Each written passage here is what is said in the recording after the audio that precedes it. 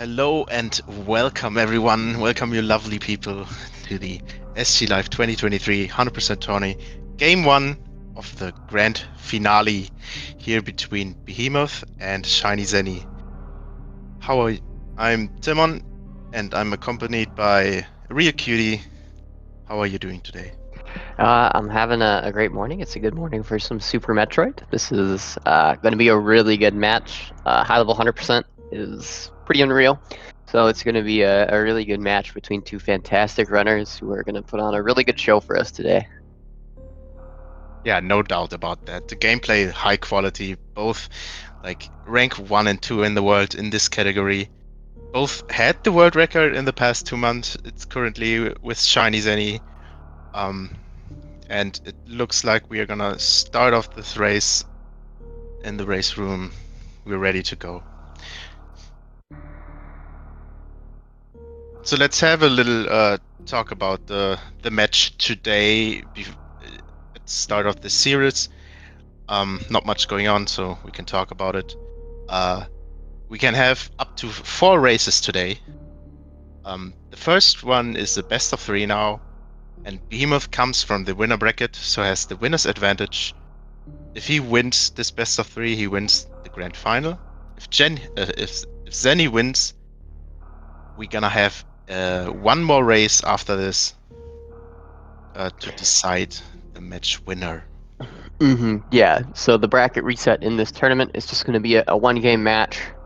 Kind of to... You don't... Having to play 600% races in a row is a little unrealistic. And this just kind of...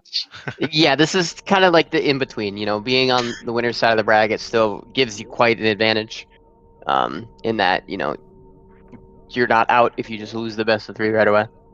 But at the same time, it's not putting a large, heavy burden on both, the Speedgaming broadcasting and the players to have to do back-to-back best of 3s. It's a lot of Super Metroid. Yeah, if it would be 2 best of 3s, maybe separate days, but For sure. It's the 30th of September, so it's just about the deadline we have for the tournament. So we're gonna race everything tonight, and 4 matches. That's an endurance test. If it goes all the way, I'm excited to see whose runner is able to play really well after doing 3 runs of 100%. It's quite a lot to play on this level. Absolutely. So now we have the series escape here. Zeni's specialty is doing some Zoden pumping here. Behemoth taking extra just steam there in the steam room. There's a lot of little subtle stuff with series here. The main thing that you're going to want to see in a race is just get through it kind of somewhat cleanly. You don't need a 46, but a 45-63 is perfectly fine. And Zeni with the 46-34. Comes out a little bit ahead. We're probably gonna get up a sync right here to sync up the gameplay perfectly. Thank you. There we go.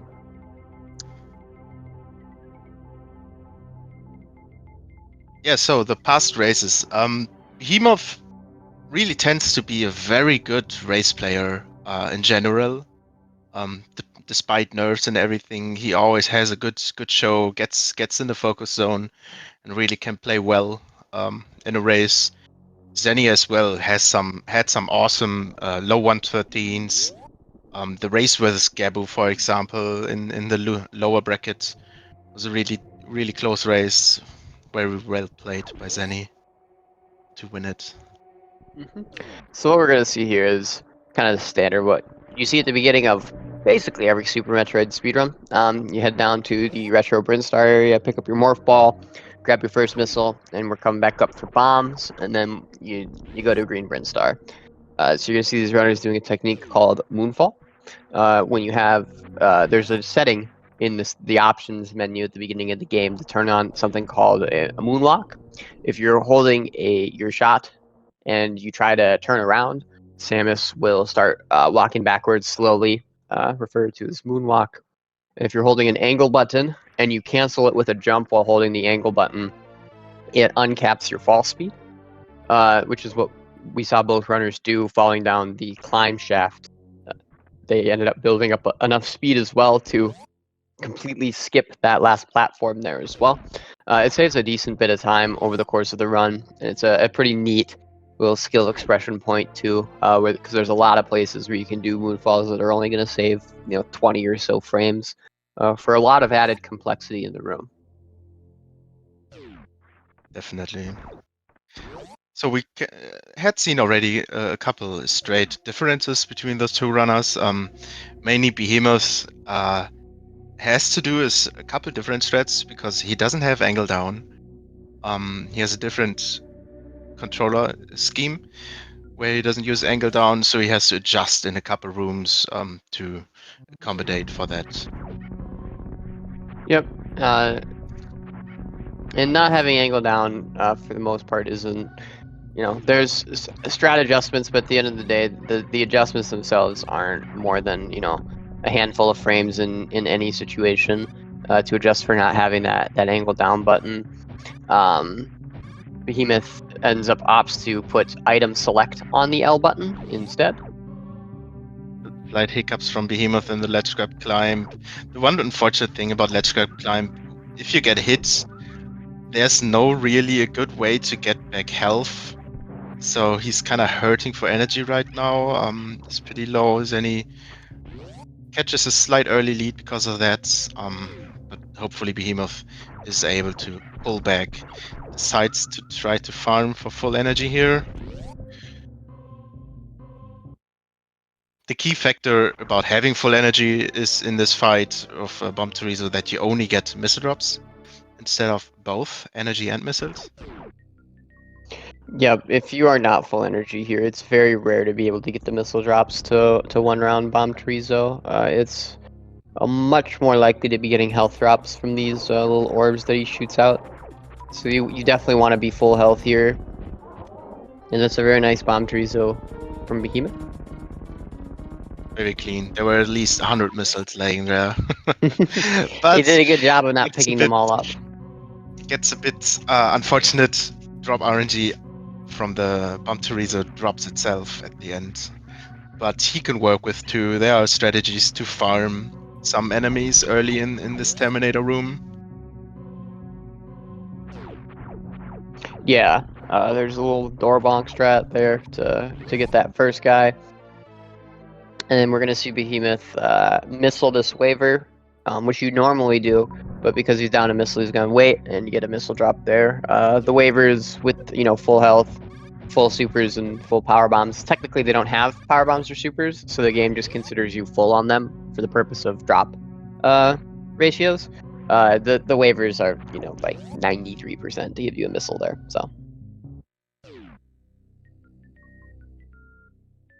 Very good double diagonal shot strat from Zeni on the door. Saves a couple frames.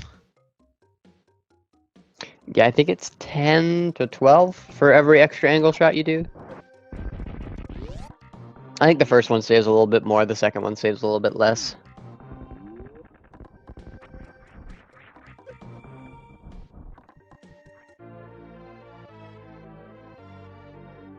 Seems to be, apart from that climb stuff from Behemoth, after that he's been playing pretty clean.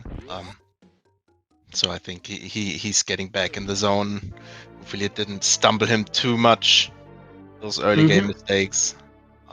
It's a slight lead advantage now for Zeni, but it's a long run. It's a very long run. Yep, and so this is going to be where the 100% run starts to differ. You got to pick up all these items here. So you deboost back after getting the supers to get to this reserve, and it is actually faster to pick up the reserve first. I know back in the day people used to just mock ball to the back and grab the missiles, and then get the reserve afterwards, but it is faster to grab the reserve first. And both players hitting this nice reverse mock ball here. In order to, skip having to go up and over and back through a place they've already been. Just being able to mock ball back under the gate there saves a nice chunk of time.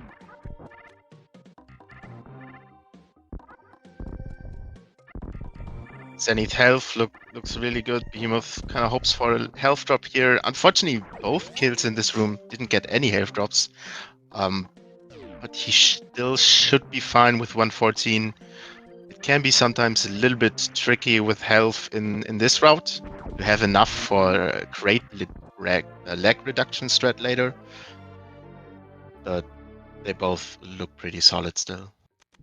Yeah, I remember Zeni at one point testing.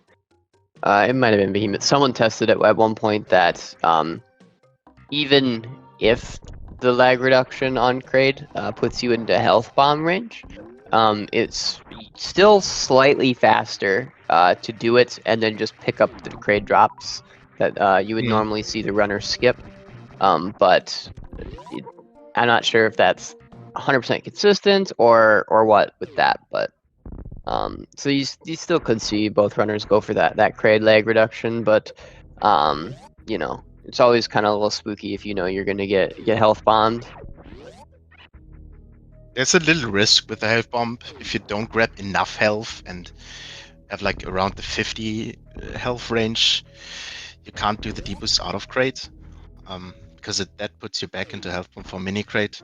So that's one point why it's sometimes a little bit risky.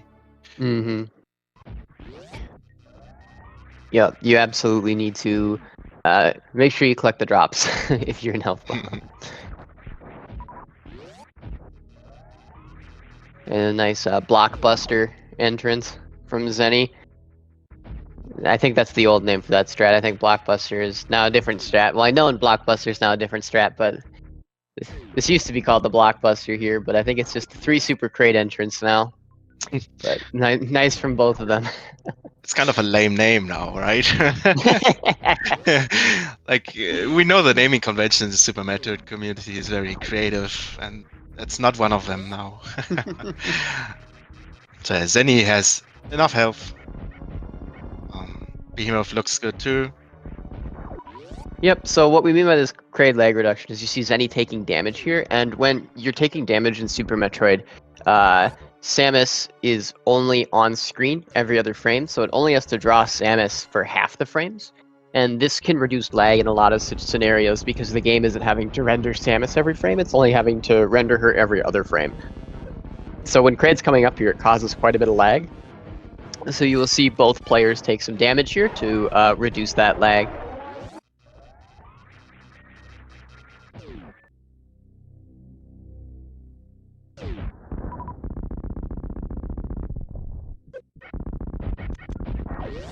Ooh, Zeni somehow didn't shoot the missile in time, but should still be fine. 36 HP. It sometimes can be a little bit worrying in the Crate tank room if you mess up the strats, because if you are caught by all those 4 enemies, all those 4 B-toms, like they do a lot of damage. Yep. Very quickly. It is 20 damage per tick. But didn't end up taking any ticks of damage there, so Zeni got a nice 20 energy in his reserves. So what both players are going to be doing, the early Ice Beam, late Croc route. And in that route, you have 1 less energy tank in the wrecked ship. You're not, other than the spiky room of death as it is called, you're not really in danger of dying from that 1 less E-tank, quite honestly. It's more so for afterwards that you need health to spark through the gauntlet in landing site. So when you're doing the late Crocomire route, you are very careful about what you have in your reserves. You're usually counting. So like both runners have at least 20 right now. I haven't seen the other drops Zeni's gotten, but you're usually trying to do quick math and keeping track of all the health drops that you've gotten, which can be hard. Because sometimes you don't really get a chance to see big health versus small health. You just kind of hear the health sound because you're picking these drops up so fast, but you want to be keeping track. And I think for these runners, they're probably comfortable enough to not have a full reserve going in. But if they got some pretty, and that's really good health for Zeni right there. And if they got some pretty bad drops, they might farm the speed bugs an extra time to just make sure that reserve is full. But I think for sure Zeni probably will not with those drops that he got and his comfort in the wreck ship. Yeah, he's already above 60 energy. So as you said, there's a lot of like farm strats in Upper Norfair right here in Business Center, which are slightly slower, but just because of that, needing to fill up the reserves, they're worth it in this route. Then you get like two super drops already. There's another one. Oh, that was laying another one. A lot of supers here on Zeni's side. Yeah, with how much health is in the reserve already, you're Oh my not too god. upset about all these supers. I know if I didn't have good reserves, I'd be upset about the supers, which is feels sacrilegious to say in a way, but So yeah, for you definitely Zeni, want the health. we might even see some maybe a zero farm. He has 4 supers right now. That's a very comfortable amount. Behemoth on the other side didn't get so lucky with the super drops. Yeah, he might zero farm. I'm not super sure. I know, you know, if you're not super practiced at the zero farm, I'm a proponent of, like, especially in a race setting, maybe not in a run setting, but in a race setting, just do the one. You know, the one farm versus the zero farm is a lot like less time than the 2 versus the 1 farm. So like, yeah, just do the 1 for comfort kind of a thing. So you're not trying to do a strat you've not practiced that you're gonna mess up, and then you know, it take the same amount of time as a 1 farm, and then you're down a farm. And the farm filled up more reserves, so he's pretty comfortable that his reserves are like almost full. Yep. And that's the other hard thing though about your reserves is you can't see all 5 speed bug drops at once. So for all we know, those could have been like exact health to not put any extra in his reserve. Realistically, it wasn't though. It was probably just got a little bit extra in the reserve. So Zeni's reserves probably a little bit healthier than Behemoth's here with some of the drops that he got in Upper Norfair. Runners of this caliber though, unless there's some catastrophe in wreck ship, they really shouldn't need a full reserve. You just want a little bit, but especially if you're you know, kind of new to the late croc route, you definitely want to keep track of that. And so Zeni just did a midair bomb spread right there. That is a frame perfect trick. Normally, if you're holding a charge shot in the air, the game will not let you morph. If you press down, if you hold down, Samus will aim down. But as soon as you release down, Samus stops aiming down. So you can't just press down twice to morph. What you have to do is you have to trick the game into letting you morph by doing it in the middle of a turnaround. And I believe it's frame perfect in the middle of that turnaround. There's one frame where you can repress down and the game will let you morph in order to lay those bombs in midair like that. And we saw Behemoth didn't opt for going for it. Probably not comfortable with that strat. If you're very, very comfortable with a strat, you don't lose time when you're not getting it. But it's I think not a must-have. I think not having angle down makes backing it up harder.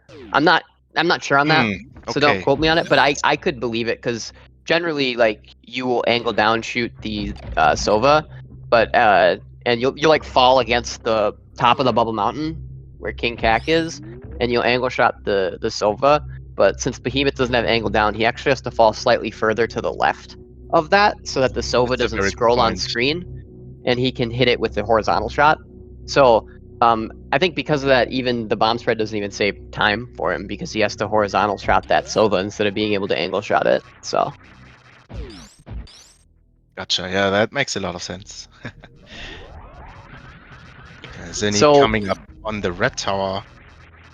Slightly easier with ice beam. Not as easier with the ledge grabs, but you don't have to do the down grab method at the top.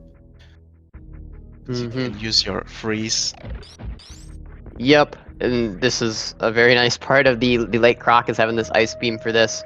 And so as for the stream layout here, because so what it is like officially is it's a best of 3, and then the bracket reset is a best of 1. However, that can also be said as it's a best of 5, but Behemoth has a 1-game advantage, right? And which is why on the screen you see that there's 3 stars indicating that it's a best of 5, and Behemoth already has a game because it's game 1. It's a best of 3 into a best of 1. where Behemoth is in the winner's side, but it is no different technically from a best of 5 in which Behemoth has a 1-game advantage already.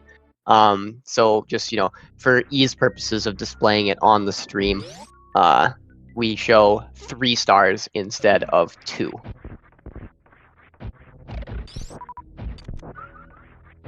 But it is also Behemoth, not...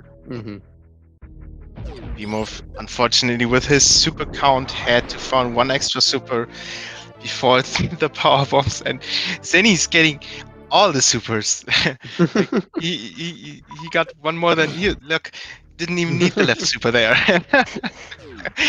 Oh my god. He has the luck on his side right now. See how it goes for Fantom if that keeps happening. Yep. And so you saw slightly different strats in that room. Behemoth opted to do a mock ball, and Zeni did I believe that was a Scotty strat with the in the air into the spikes like that. I think into the spikes is slightly easier personally, and it usually sets the hoppers in a position to get drops. You saw the hoppers were in a good position for Behemoth to get drops with his strat, but it's not usually entirely the case. I think optimally they're pretty close to even, but I think the spike boost strat is easier but harder to do optimally. And what I mean by that is that you lose a lot of time at the end usually because you get to lay the power bomb further to the left in the room with the mock ball strat, which makes your deboost a lot easier leaving the room. It's really hard to get all the way to the door when you do the air spikes versus the mock ball. And with the mock ball, you have enough platform left because the power bomb doesn't destroy the entire platform. That leaving is significantly easier. And I think on average, it saves me a little bit of time to be doing the mock ball personally, but it is quite a bit harder because your short charge is quite a bit more precise because that first hopper has to do a big hop. So you need to scroll them on the screen at the right time, because the way hoppers work in this game is that they set the RNG when you enter a room with hoppers, and then the way that they jump is determined by the frame you scroll them on screen. So the short charge is a little bit more precise if you're going for the mock ball, and it's mechanically a little bit harder, but the ending is easier, where I think on average it probably saves a handful of frames, not too many though. So we see mid round 1 trying to go for a run round from Zeni's side. Didn't get many missiles in, has to do a couple more here. Unfortunately misses. Fortunately it was a fast pattern, so we have a mid fast for now. For Zeni, and third one should be pretty comfortable to finish Fantom. Alright, Slow. So if you see a right pattern from Fantom, it's like 77% to be a mid, like 12.5 to be a right slow, and then like 0.5 to be a fast. So when you see that right side pattern, it's pretty frustrating when you get that slow, because it's, it's 3 times more likely that you're going to get a mid when you see that right pattern. Behemoth gets a clean 2 rounds. Unfortunate slow for him. And it seems to be that we have a little stream hiccup on Zeni's side. Let's switch the audio for now. Yeah, I think those 2 fights were pretty similar in time just because of the pattern RNG. Even if it was 2 round versus 3 round.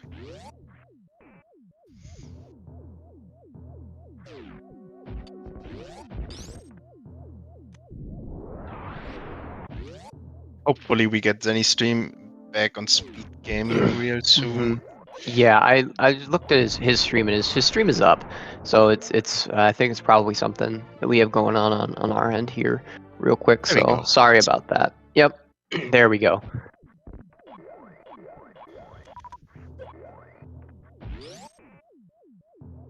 So we see the lead probably hasn't changed much after that fight. Still, like, I would guess like 20-25 second lead. Zeni has enough health to go for the bounce ball here. Yep, so the Kazans here deal 100 with the various suit. And the bounce ball strat, if you get like the full thing, saves a little bit of time. And it's not too bad to do. You just have to set your speed up properly.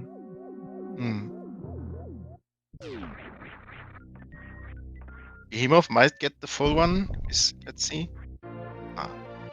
But also very good deboost out of the room. That's a very hard delayed deboost that you deboost all the way to the right in the next room. Absolutely. And so this is the another hard part of the late Croc route is getting this E-Tank. You don't have the grapple beam, so pretty much every runner will do some form of bomb jump to get over there. It's a lot more consistent. You can just run and jump, but I don't know if it's exactly frame perfect, but it's pretty dang close. Frame pretty good, let's say. And it's just way more consistent to do the bomb jump. Falling in there wastes way too much time to risk the time save of jumping.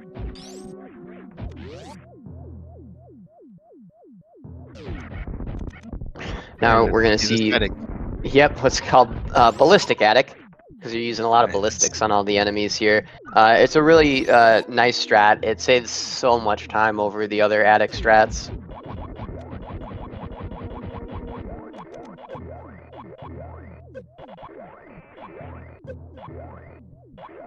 Behemoth executes it perfectly as well. See if he gets the speed keep. No, unfortunately, not speed keep. It's a frame perfect unmorph when you get hit from the spikes, so it's definitely not a guarantee. Yep, you have to bounce and then unmorph frame perfectly with the spike damage.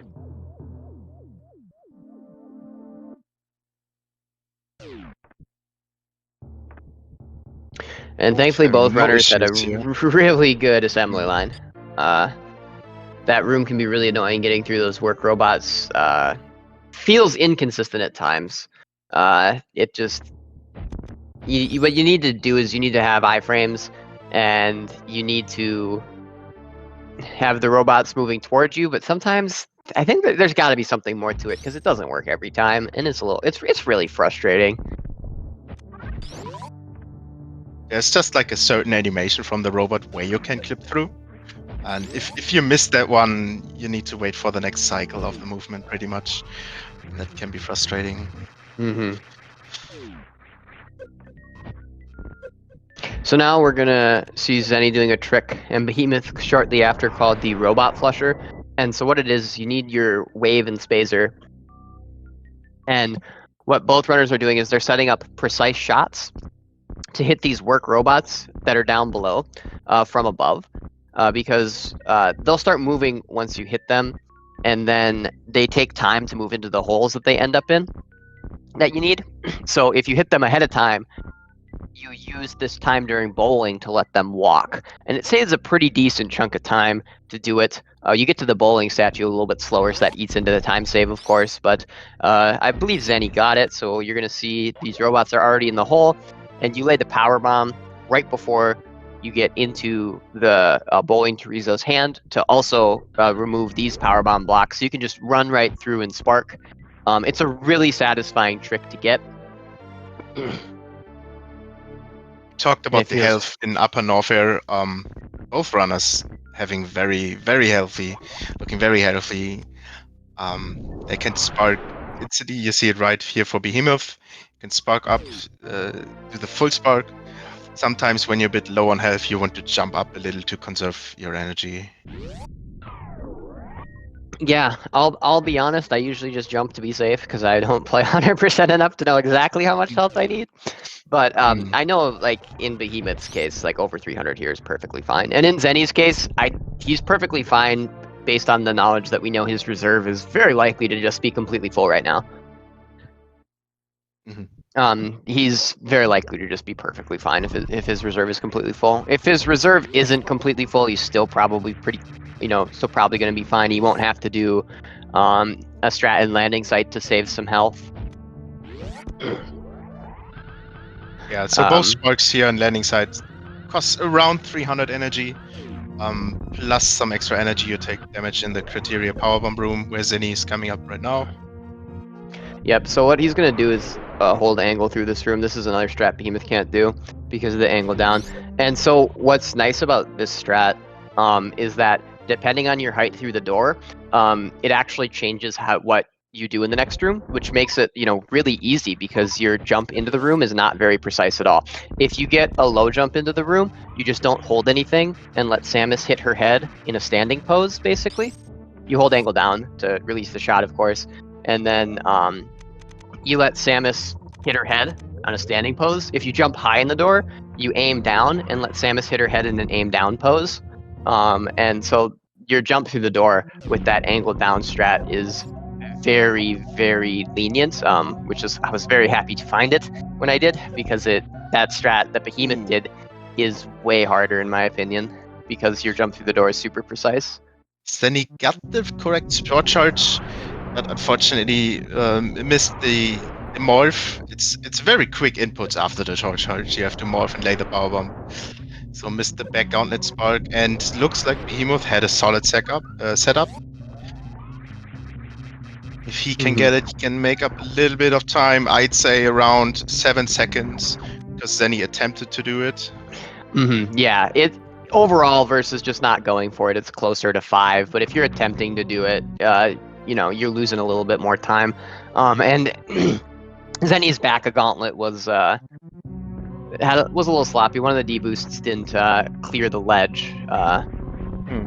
I'm critical of the back of gauntlet because I don't go for that spark. So I put a lot of time into optimizing the back of gauntlet. It's a good room to optimize, definitely. But if you main the back gauntlet spark, no. Sometimes you're not optimizing that room. No, I think Eddie said that he loses 20 seconds if he misses the back gauntlet spark because he doesn't know how to do it. So. So yeah, the lead change definitely a bit smaller now. Get a nice race. I'd say maybe like 10 seconds ish. Probably a bit less. Getting the moonfall down this shaft, very nice. Saves a good amount of time. This is one of the bigger moonfalls to get, actually. And Behemoth missed that Zila at the bottom there, which reduces some lag. If you saw them on the way down, they killed one Zila that was going to be in their way, and then both runners killed a second one, I believe. I know for sure Behemoth did at the top there, and that also reduces a little bit of lag. You can kill all 3 Zilas at the top, but I think the marginal gain you get from killing 2 versus 3 either doesn't exist or it's just like single-digit frames, if I recall correctly. So it's just, you kill 2 at the top, and then you kill the one at the bottom there. And you get, 15 frames of lag or something, even down to 12. It's really good. And the nice smooth mock ball exit from Zeni there. So you saw Zeni lay a power bomb, and so that's a bit of a complex little mechanic in this game. So when a door transitions, it has to clear the sound queue. So whenever a sound needs to be played, it gets put into a queue, and it needs to be completely cleared before a room will transition. And all sounds are in this queue. So the Edikuns were singing the item acquisition theme and then making noise. This is a sound that needs to be cleared as well. Luckily, power bombs completely overwrite the sound cue entirely.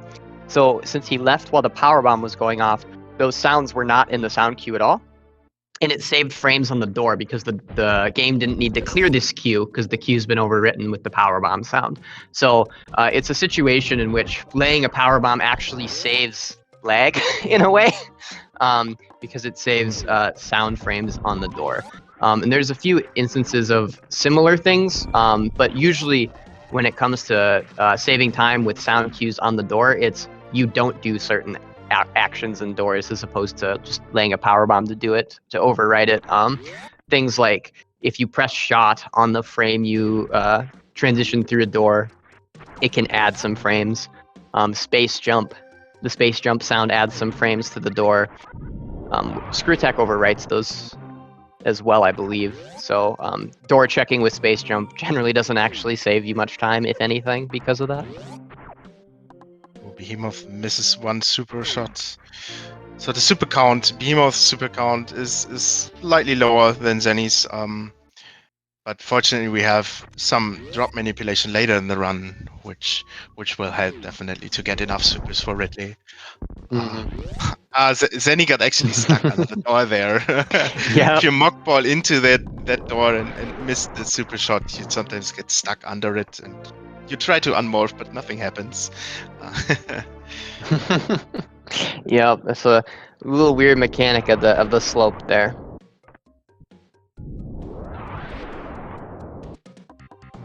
And I will point out, it's a little bit in the past now, but what both runners did to get the Spore Spawn Super Missile without fighting Spore Spawn is there's that super block there, and generally your Super Missile will despawn before it hits that block. It's designed to, that's why the tunnel is exactly that long. However, if you're standing on some specific pixels and you have your screen scrolled all the way to the right, that super missile can hit the block because so the way projectiles travel is they travel, you know, like a certain number of pixels per frame. So you need the last frame of the super being exactly on a multiple of pixels where it doesn't disappear before it hits the block. So it's not being close enough, it's having the correct multiple of pixels based on its movement, so that its last frame will actually hit the block instead of disappearing before it hits the block. Behemoth unfortunately missing the charge clip out of charge area. Both doing the same strat here in Green Hill Zone. Very consistent way to get through that room. And both getting the blockbuster here, being able to speedball out of New Bridge into Red Tower. This is the modern day blockbuster here. There's only one left. Yeah, most of them got out of business, right? Yes, I think there's only one. Pre-pandemic, there was one left. It was in Oregon, I believe. And I don't know if it exists anymore, and I hope it does. Lots of childhood memories of Blockbuster. I think I'm maybe about as young as it gets for people who have childhood memories of Blockbuster. Okay, Behemoth gets Main Street first try. So they're just under a fanfare apart right now. Zeni, he shot right after he landed. So the shot actually had no momentum from Samus. So it traveled a bit too slow to open the door. So he bonked into the door and couldn't jump. Yep, there's a lot of little things in this game like that where, you know, your shot momentum super matters because doors don't open immediately like they would in, say, like a GBA game.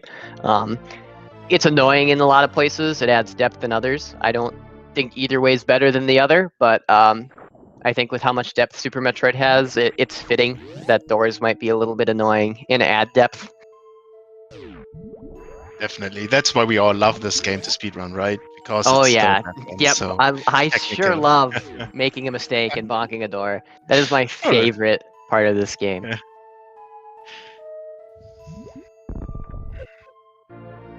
So Right. Zeni's and Behemoth are going to do something interesting here to get past this crab. So you turn around and morph ball here. So you don't unmorph until after you collect the supers, and then you turn around and morph ball.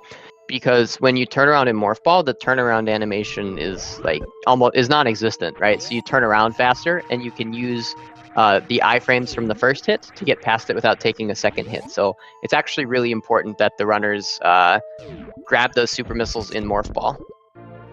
I have not seen that strat before. You saw Zeni actually lay the bomb to hit the crab again, so it freezes for a frame, makes it a little bit more lenient. Wow, I've not seen that short charge to the right strat from Zeni before. That's actually kind of neat. Very nice morph into the hole from both of them. Yep.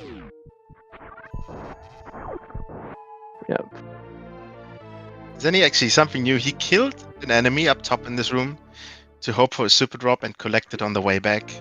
That's some Sasream special strat.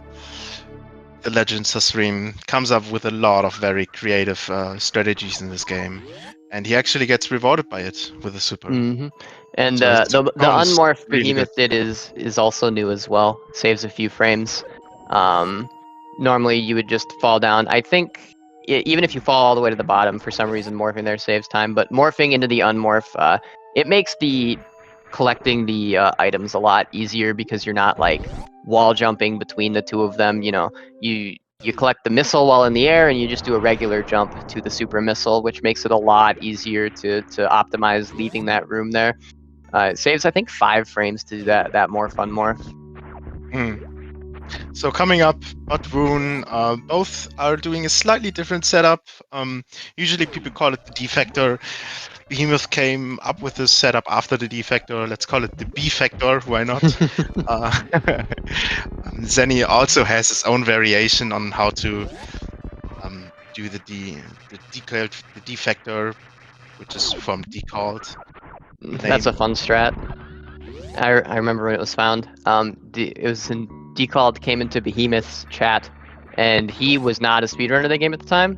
He was not someone anyone recognized. He's like, hey, I think I came up with a new strat. And it's not an uncommon thing to see, but very rarely is it actually a strat that is like either new or useful.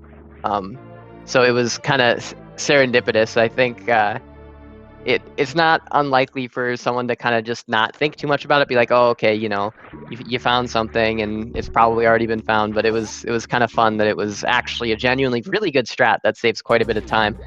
So shout outs to Decalled, fantastic runner, very creative with his strats. And don't really have to. The old strat usually relied on an audio cue, and I feel like in this game audio cues are not that great. There were setups for no audio cue as well, but Sure. The big thing about it is the X Factors hit Batsoon while you're already on the right side of the room, so it saves a few frames in that way. And it also makes, for any percent specifically, it makes it easier to supplement your super missiles with regular missiles or a second X Factor. Nice. The old strats really can't don't have the time to supplement their supers. Both getting very nice dragon kills. ShinyZeni with a double swoop pattern, which I think, as far as I know, is a little bit faster than the goop pattern first. Goop's a little faster. Goop They're is close. faster? Okay. They're close enough that like you can call it equal, but I believe the goop is like 10-ish frames maybe. The swoop makes you healthier though. And there's so much to talk about in this game. I'm trying to talk about Batsoon, and they already both killed Dragon, got their spike suit to come back across. There's too much to cover in just one game. I think we need to record the race, and then we commentate over it, being able to pause, and we just hit everything. And then it takes like 10 hours. Correct. It would if I were in control of the pause button. I would take 10 hours to get through this race. I guarantee it. Both collected the E-Tank first, get the D-boost very nice from the room above. Just have to hold jump and left through these rooms. Both get the Yo-Dog D-boost. Yep, and then this is perfect. Yep.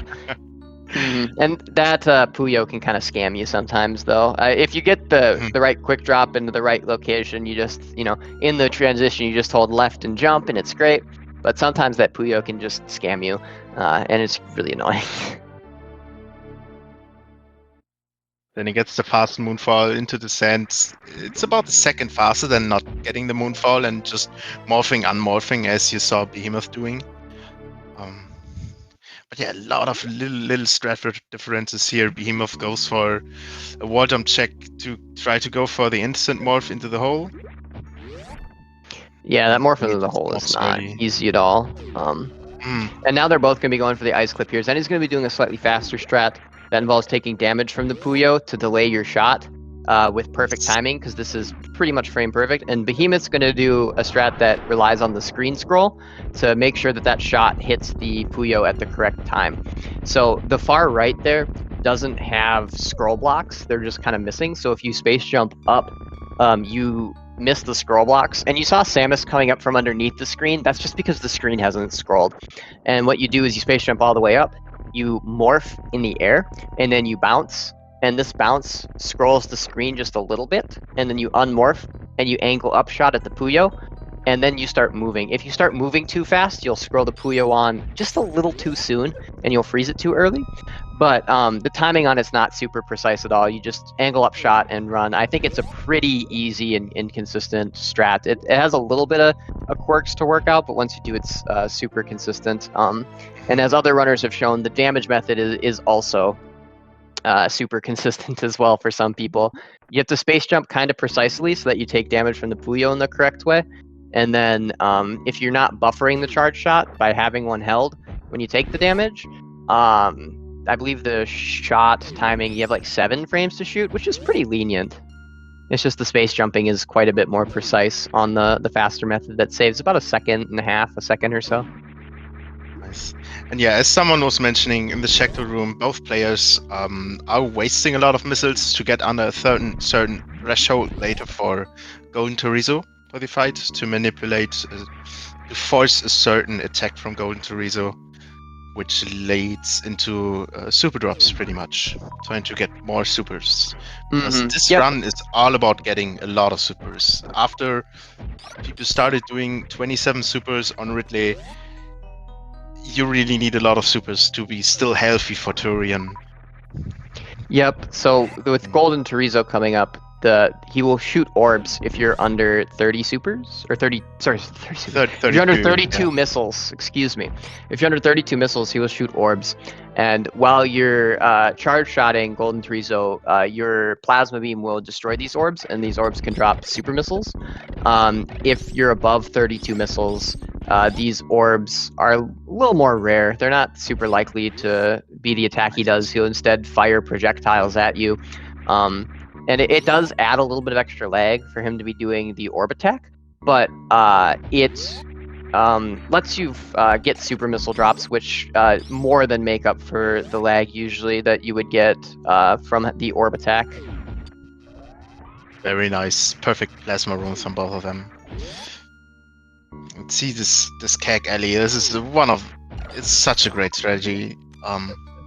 Yep, space jump all the way through this room. We're going to see different strats from them as well. And Zeni didn't get it. Zeni's strat is trying to go through the door entirely. Behemoth's strat doesn't, and does this. And so Zeni's has to short charge here, which gives back a little bit of time.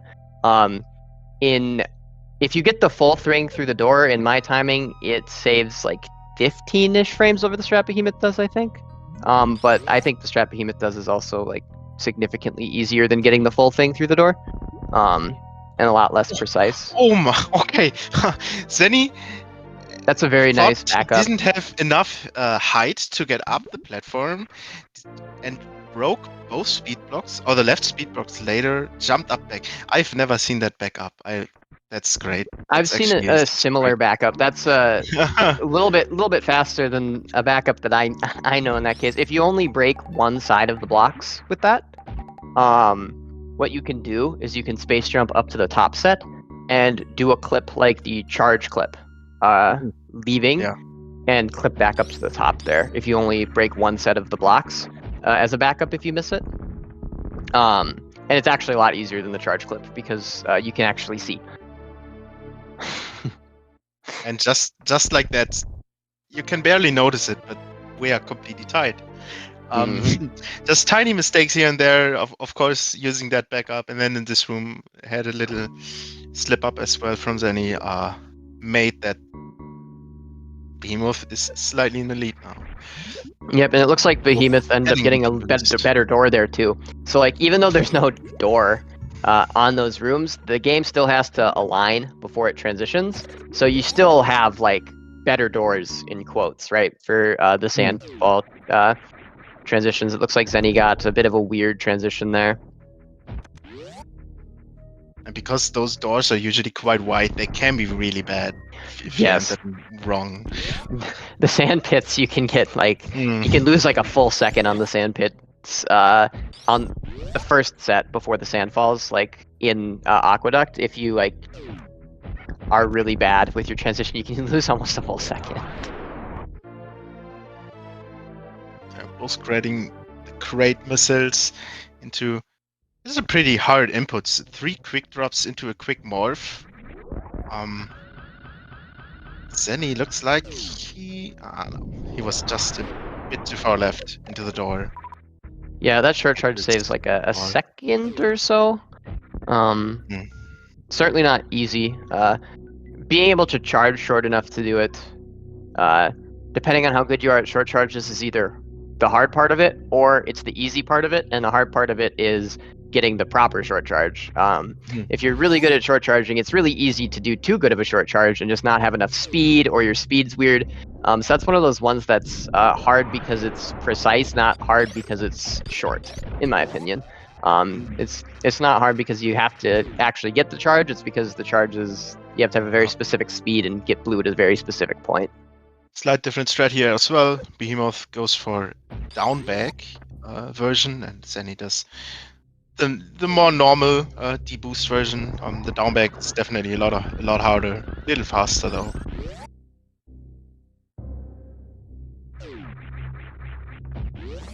Yep, and now both are Very gonna nice. be space jumping through here on their way to lower Norfair. And we're gonna see a chronic boost from both of them. Shoutouts to Chronic Sauce.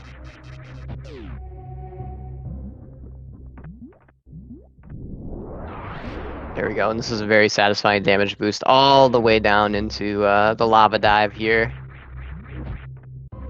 Saves quite a bit of time. Very clean, very clean. I think both runners are going to be doing the blue fireball here. If you just run left and there's a little bit of a deboost strat that you can do, it saves a little bit of time. The blue fireball is a little bit slower, not too much. I believe Zeni and Behemoth both find it significantly easier. If you're not versed in the blue fireball, though, I'm not entirely sure. The space jumping is a little awkward on the blue fireball, in my opinion. So I'm more of a proponent of that deboost myself, but if you've been doing the blue fireball forever, it's probably way, way easier. Mm-hmm.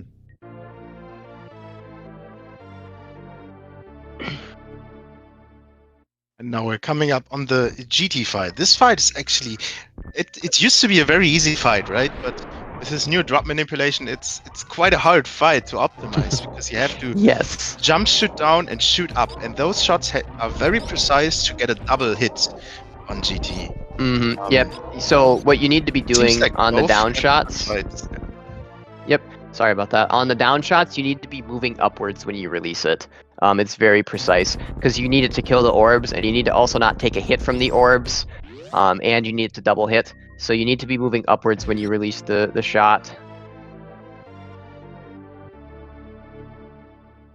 Yeah, and as a result, both I haven't seen how many super drops they got, but 30 and above at this stage is pretty comfortable. Behemoth probably, I was not paying too much attention to the number they got either, but based on where Behemoth's supers were earlier and where they're at now, he definitely either got really good ones from Dragon or really good ones from GT just then.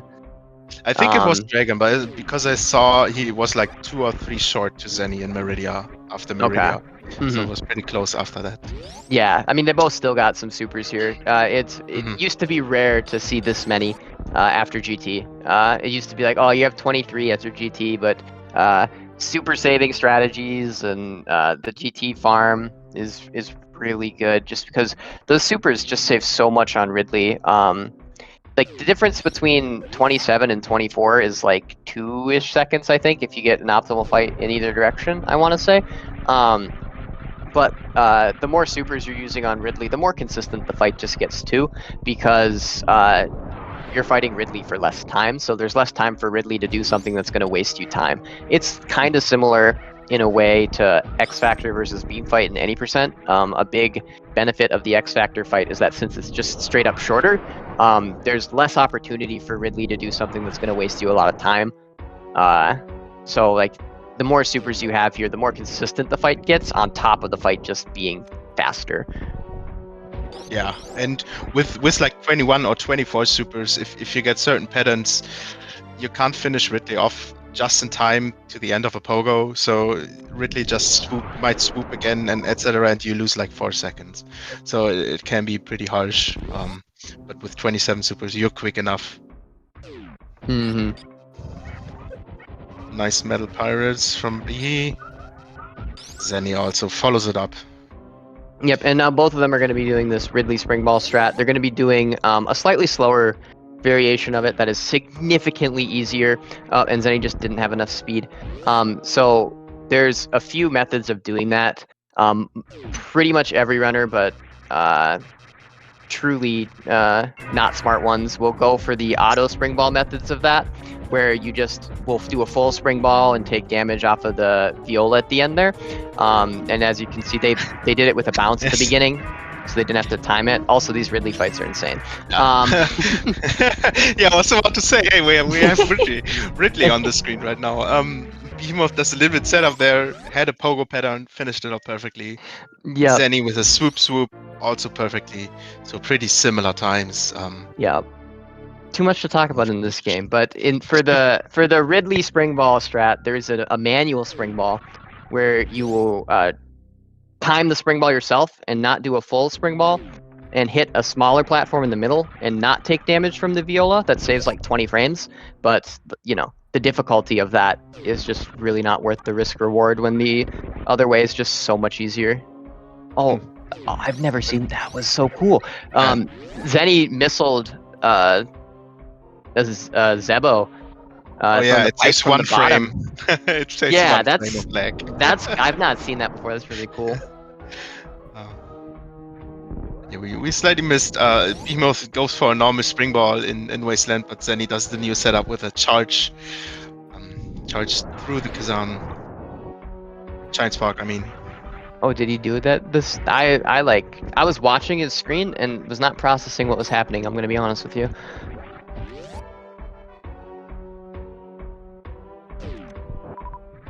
We didn't get it. Okay, sorry. Yeah, I thought so. I thought he messed up the metal pirate room in the beginning and just did the spring balls up. So here's a cool strat as well. This one's as old as rocks here, freezing that fire flea to deboost on top of it. It looks really cool. It's not as hard as it looks, actually, surprisingly, but it looks really cool. It's a very cool strat for its difficulty.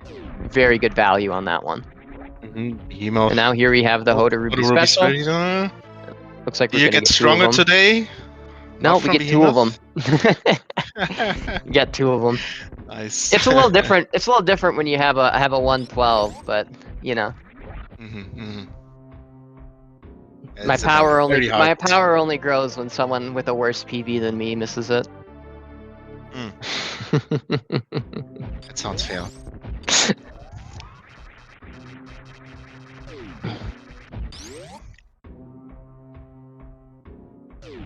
All right. This also 3 Musketeer room, very hard room to optimize. Hitting that one tile block with screw attack and then jumping in and morphing before you hit the ground. Yeah, I don't know how. I've tried to morph before I hit the ground. It is impossible. It is usually impossible. I tap like down 5 times to morph. It feels like. But these runners just do it like it's nothing. Or do it like they have been doing it for several years. I guess yeah, that like the one tile gap's hard enough. Morphing before you hit the ground is actually the secret hardest part of that. And here's a little deboost here. It's actually, if they had grapple beam, they'd save some frames grappling instead. I'll mention that for the early grapple fans out there. Oh, you can have grapple in this section of the game? Really? We don't talk about this in this race today. Yep. So what you're going to see here is Zeni and Behemoth, they both missiled that Silva there, and then they used their screw attack to kill some of the Alcoons, and actually these are Dragoons, I think. Some of the Dragoons and the Silvas on the way to the reserve. And what this does is this lets them use their plasma beam here to kill the remaining ones without causing any additional lag. If you didn't use your screw attack to kill enemies on the way in, you'd get so much lag. Behemoth unfortunately misses the deboost. He actually goes for a slightly faster strat to lag reduction. He lays a bomb before the power bomb to kill that enemy where you deboost off to reduce a little bit more lag. Unfortunately, you missed the deboost, which perfectly synced up the race Yep. again. Because because there's a second deboost you can do in that room, and the waiver's just misplaced for Behemoth, so he can't do it. Behemoth actually didn't get the deboosts out of the room. Yeah, that deboost is, I don't know. I can't figure it out. I need to ask someone, because I'll like think I have it, and then I'll just miss it every time. Still have iframes, right? Yeah, it's weird. Anyway, Crocomire, this route, no issue. Just one plasma shot. Yep. And both runners were able to get the E-Tank before the game spits them over here. And this is a screen scroll strat. So they're not actually behind Crocomire. They're way to the left of Crocomire, but the screen scroll lets Crocomire continue going. And so there's an invisible barrier while Croc is in the lava here that they're on the other side of. Nice. Because of this. And that lets them get more attempts at the spike suit, which neither of them needed. I wanted to see a backup short charge. Can't believe it. I think I win the tournament. I'm the only one with the backup short charge this tournament. But you know, that's the idea of that, is getting the E-Tank early with the screen scrolls so that you're on the other side of the invisible barrier, so you get more attempts at that spike suit. But since they both got it right away, it didn't really matter for either of them. Wow, both getting this spring ball into this room. That's a very tight spring ball strat. To land right on top of the power bomb pack. Yeah, that mock ball into the spring ball is actually a lot harder than it looks. It's a pretty precise space jump. Then he does a strat, which I believe you came up with. Yes. So initially, this underneath thing was a Behemoth thing, the way Behemoth did it. But that double down back is just silly. Behemoth's really good at this game. I found it just really not fun or easy to do consistently, the way Behemoth does it. And then you also kind of have to worry about the little enemies there, because you don't have iframes. You have to shoot them with plasma shots, and they're not entirely consistent, so you have to like learn every pattern, kind of a thing. So I came up with the super against the wall for that, for that Viola to come down, so you can deboost instead. And I believe it's actually still slightly faster than the down back thing Behemoth had originally as well. It does use a super, but I think it's significantly easier. Behemoth didn't get quite on top of the platform. Lost a little bit of time there. Yeah, thankfully though, neither has given up their spike suit yet, so. Yeah. Taking this jump, always very careful. You see, quite of hesitant to jump up through that door to not trigger your spike suit. Yes, you have to make sure you land before you shoot that door, because if you are in the air when you try to aim up or angle up to shoot that door, you will spark. So. Yeah. Behemoth was able to save a little bit of time with a better door transition there by jumping through the door, as well as just a slightly cleaner room. Didn't get cack attack projectile scammed. It's a very crucial room for spike suit as well, but both make it through cleanly. Very nice. If you miss a ledge grab, just slightly, it can be the end of it. The worst one is that frozen Silva. Frozen enemies have their hitboxes extend further up than you would think. Visually sometimes, so like landing on that frozen Silva is probably the worst ledge grab with the spike suit, I think.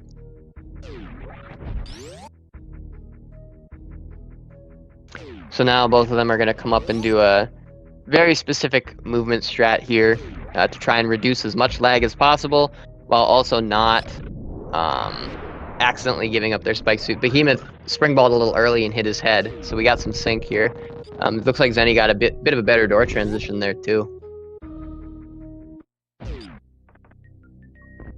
This is great, both getting the hole in one. I call it here in Exa room. It's quite hard actually to morph up and top. Yeah, definitely. This is a really, really good race. And it's just game 1. We might have 4 games of these. Be prepared. A slight variation in the next room as well. Behemoth goes for a little bit more run speed to not wall jump. And just shoot and ledge grab. It's quite tricky. But for himself, he found it to be faster. Yep. As well as here, Zeni setups for the reverse slinky. Unfortunately, missed the first jump of that little platform. That's like the worst one to miss, I'd say, but also the hardest one to do. So with reverse slinky, specifically when you time it out, that's as long as you clear that the first mound, it's not too terrible. I think you lose like half a second maybe. If you mess it up the way Zeni does. If you don't clear that first mound, it's catastrophic. If you get any sort of jump off that first little platform there, even if you don't get the full thing, you're either exactly even or saving time. So as long as your first spring ball is fine, at worst you're losing like maybe half a second in going for it. I actually think it is one of the, if you practice it enough, I think it actually has a pretty good EV on the strat, just because even ways that you mess it up just end up the same speed if you get really good at the beginning of it. Then he gets the good mock ball entry into this room. Slight difference on time. How Behemoth got it, it's maybe like half a second slower-ish in that area. So it's not a bad mistake to miss that mock ball.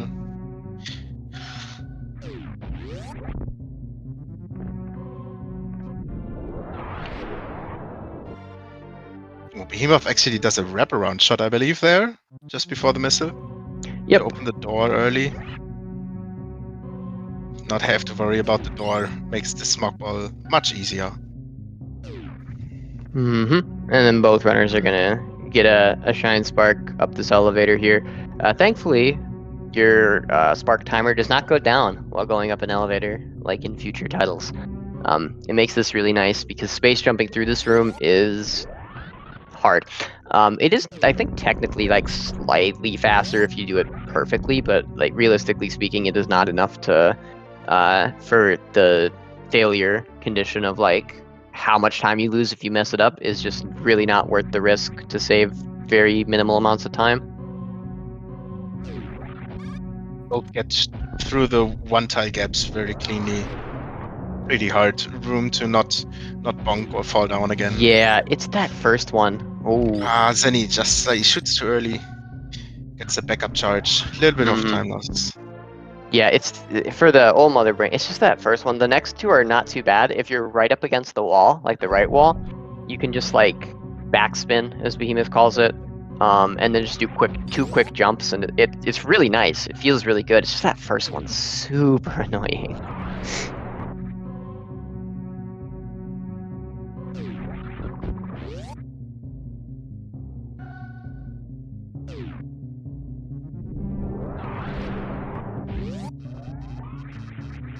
Another little thing out of this room. It's a very precise jump through the door. There's just like 2-3 frames. Behemoth looks good on the setup for the mock ball. Zeni as well. If you don't see any screw tech, any green in the animation, pretty much, you know you have the good frame to get this mock ball. Yep, and then both runners using the grapple beam to open that door, and they don't have to slow down at all, because the grapple beam travels faster than a beam shot, and it also will not despawn. If they shot a beam shot when they shot a grapple shot, the beam would actually despawn before hitting the door. So this is exciting. It's about 3 seconds-ish of a difference. We have the same super count. 7 supers. Not that a lot. We see what the runners are opting to do. We might see some grouping in the first room to just save a couple supers. It's not that much slower. It's maybe like a second to a second and a half slower, the grouping in room 1, if you do it well. Yeah. But it definitely, like, you can, if you group room 1 with this count, you can probably just go full speed in the other rooms, and running out of supers in like the second or third room is not fun. Yeah, depending on how, and obviously these are the two best 100% runners, so they're extremely practiced at this, but depending on how comfortable you are with the Mother Brain 1 fight without super missiles, you don't actually lose that much time to not having a lot of super missiles for the Mother Brain 1 part, so you just mainly want to make sure that you're going to have enough to get through the Metroids quickly and not have to missile any of them. So you see Behemoth doing a bit of a grouping strat there, and he's going to make up a bit of time, but as you can see, his super missile count is much better. Okay, room 3. Behemoth misses the jump. This is probably... Yeah, Zeni is catching up. Perfect. Yeah, Zeni getting the door pre-shot as well. So we have 8 supers worth 2 supers. Zeni slight lead, but he has only 2 supers. That means he needs to missile 1 door at least, and has no supers for Mother Brain 1. But coming up, a big moment. Let's hope both either get it or don't get it. Just have the same result for both of it to keep it exciting. Both decide to go for the Stashio setup. A lot safer strategy, especially in a race. I think it's a very good decision. Let's try to keep track of both of them. Zeni's looks good. Behemoth as well. Yep. There we go. And there we saw the missiles on the first door. Probably the fastest door to missile. Definitely the fastest door to missile. As you can see, Behemoth's already caught up.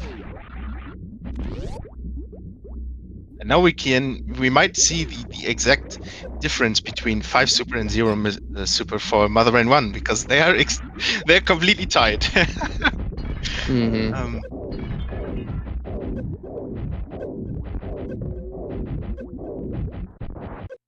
See, it wasn't too much time.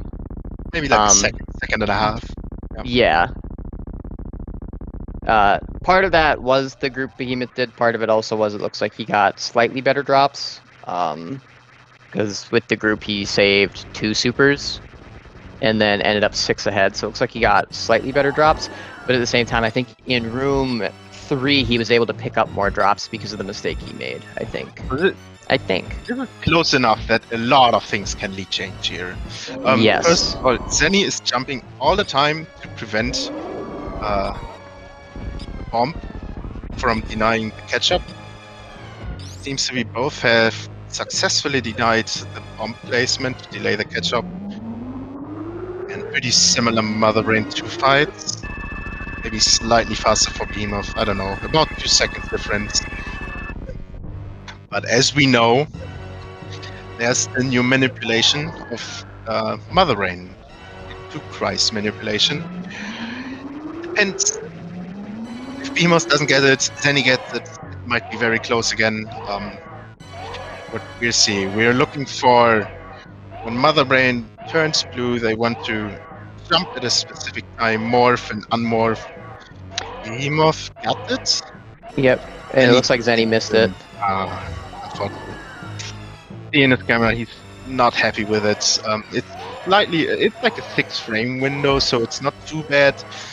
It makes it even worse when you miss it, right? There's context to that too. I've not like really sat down and labbed it, but it's it's a 6 frame window, and I don't think like the cues are incredibly good. Like a 6 frame window with bad cues is harder than like a 3 frame window with good cues, in my opinion. For example, not to say that the cues are necessarily bad, but like some cues are just going to be like way easier to spot and way more precise just by nature of like the geometry in the room or what you're looking at. So like it's not exactly 6+6 either, because there are some like frames in the first 6 where you can kind of get scammed in the second window as well. So like for instance, I'm making this up, like if you frame 2 makes frame 4 in the second window not work, kind of a thing, I believe exists somewhere in there. Yeah, there are certain combinations which may not work. So about a 7-second lead starting the escape from Behemoth. Yeah, that seems to save so much time. It's not safe yet. one main thing is this blue armor strat. The Behemoth, nice, very well done. Got it. Then he follows it up.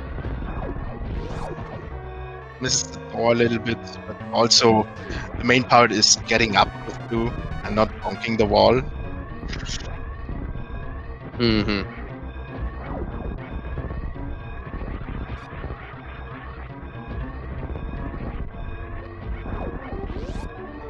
I'd just like to remind everyone, Behemoth got a 450 bombs in this race. Right.